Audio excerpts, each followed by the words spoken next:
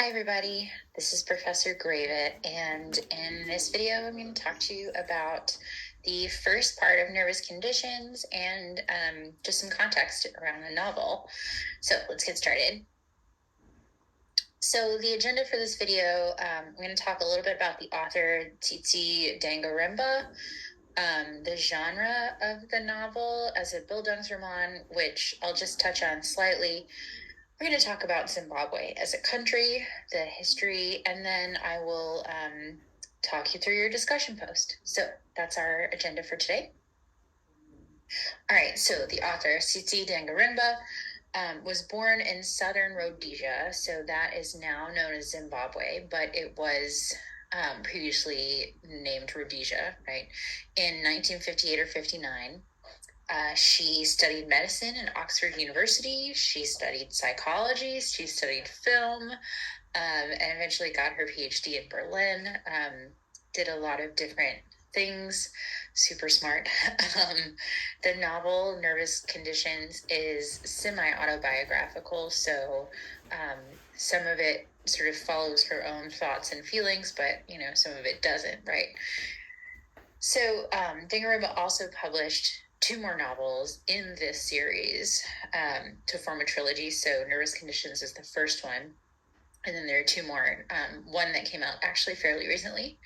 And she continues to live in Harare, Zimbabwe, which is formerly known as Salisbury, which actually makes an appearance in the novel. So this is what she's sort of said about growing up. So this is from the piece that I gave you on her biography. So she says, in an interview with Al Jazeera, Dangarembga talked about being the first Zimbabwean woman to have published a novel in English. She opined that the limitations that female writers face have, quote, to do with Zimbabwean nature. Zimbabweans generally do things to conform and to be a part of the flow, and to stand out is not seen as anything good.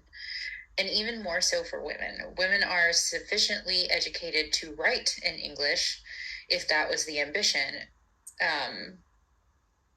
but would also want to conform, having put themselves out on a limb so far anyway. I do not think that they would want to go further, right? So she's talking about traditional Zimbabwean women, and how, like, even if you were educated enough to write in English, then try to publish would be even further putting yourself out there. And I think we can see that a lot in the novel. I highlighted this quote because I think this comes through a lot in the novel, and we see sort of Tambu learning about these conventions and ultimately sort of bucking those trends, right? Okay, so why does it keep switching? Okay, so the genre, here we go, is a Bildungsroman. And like I said, we're only going to touch on this very briefly. So Bildungsroman is a coming-of-age tale.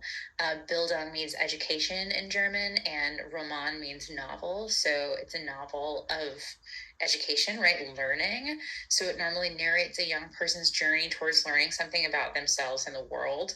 And classic examples of this are Jane Eyre, To Kill a Mockingbird, even Harry Potter to an extent, is a coming of age novel. So adolescents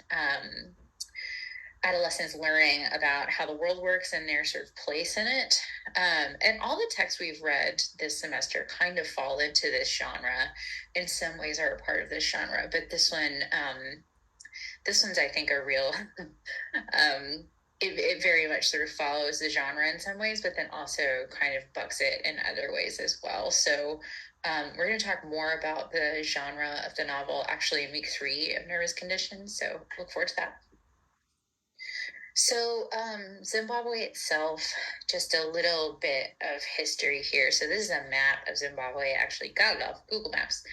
Harare, as I mentioned, it was called Salisbury in the novel because of British colonialization, right?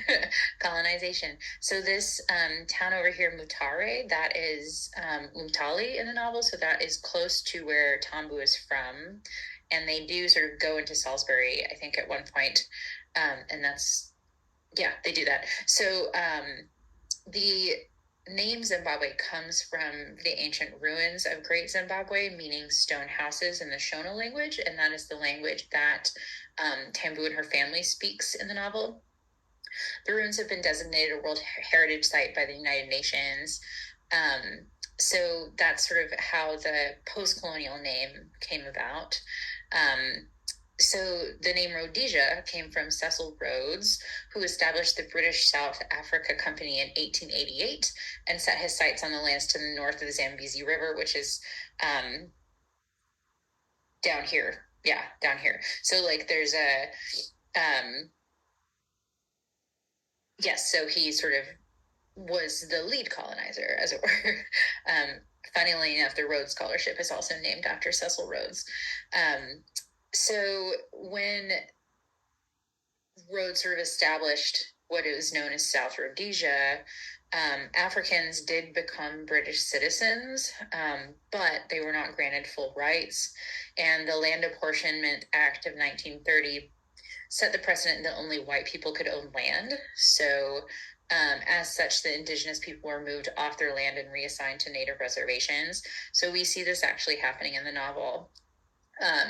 Tambu's grandmother tells her about this process happening, tells her about how their family was sort of forced off of their ancestral land and forced to move to what is now called the homestead in the book.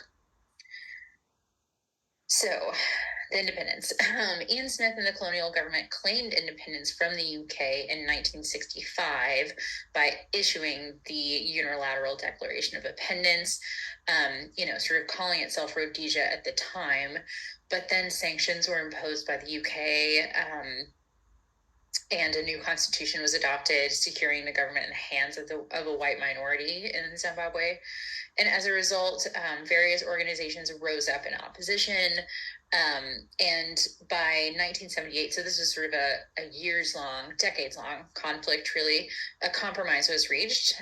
White economic and political policies would be upheld, and Black people would be given full citizen rights, allowing them to vote. But then finally, after all of this back and forth, Zimbabwe did gain its independence on April 18th, 1980, with Robert Mugabe as the first prime minister, and he was actually in power later as president until 2017. So this is all happening within our lifetimes.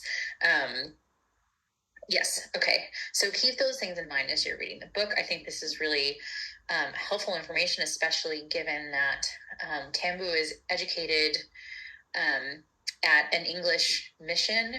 That's the sort of school that she ends up going to.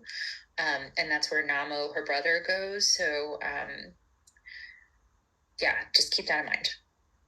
So because of this, I want you to sort of look back at the first few chapters of the novel and think about what you can see from these things. So we've got the biography and also the encyclopedia entry on Zimbabwe. So choose one scene to analyze through the lens of the historical and social context of post-colonial Zimbabwe, right? Like newly independent Zimbabwe.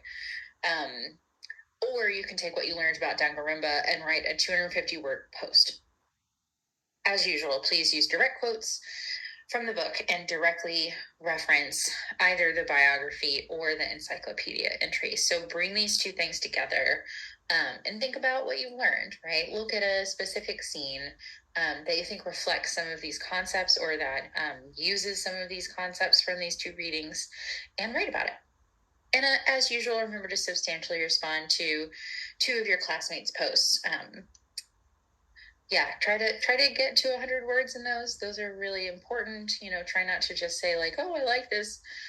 Use your brains, engage a little bit more. And let me know what questions you have. And I look forward to seeing you for Nervous Conditions Part 2. All right, bye.